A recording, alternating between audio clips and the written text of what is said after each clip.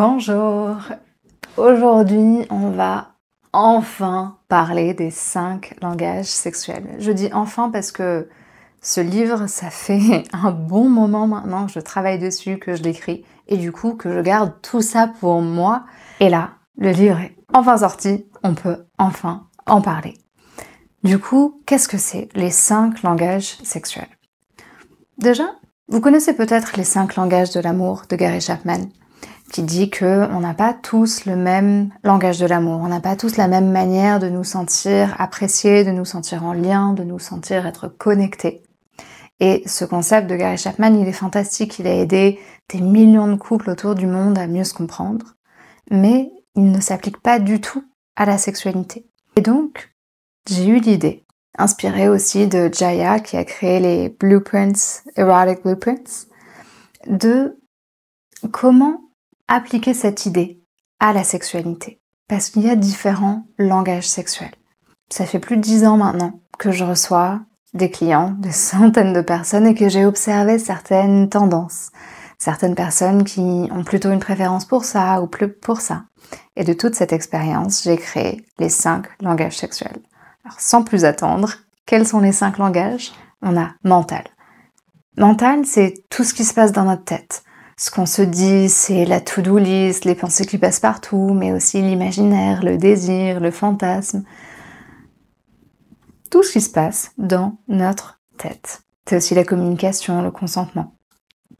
Vous allez voir que pour tous les langages, il y a un aspect positif, en fait, toutes les compétences dont on a besoin. Et puis quand on manque des compétences, ce langage il se met à surchauffer et à nous causer des problématiques. Dans d'autres vidéos, ne vous inquiétez pas, on va prendre le temps d'explorer chaque langage. Aujourd'hui, je vous fais un peu la globalité de quels sont les 5 langages. Donc mental, tout ce qui se passe dans notre cerveau. Ensuite, on a émotionnel. La question du lien, de se sentir proche, de se sentir être ensemble, d'être à l'accueil de nos émotions et de celles de notre partenaire. C'est vraiment le langage de l'intimité. Puis après, on a le langage sensuel. C'est celui de tout le monde sensoriel, du ressenti, du plaisir, de la richesse des sens. C'est vraiment le langage qui nous permet de profiter, de nous faire du bien. Après, on a le langage physique, celui qui est le plus représenté. Alors là, globalement, on pense sexualité, on pense langage physique. Mais si je vous dis sport, vous pensez pas automatiquement boxe.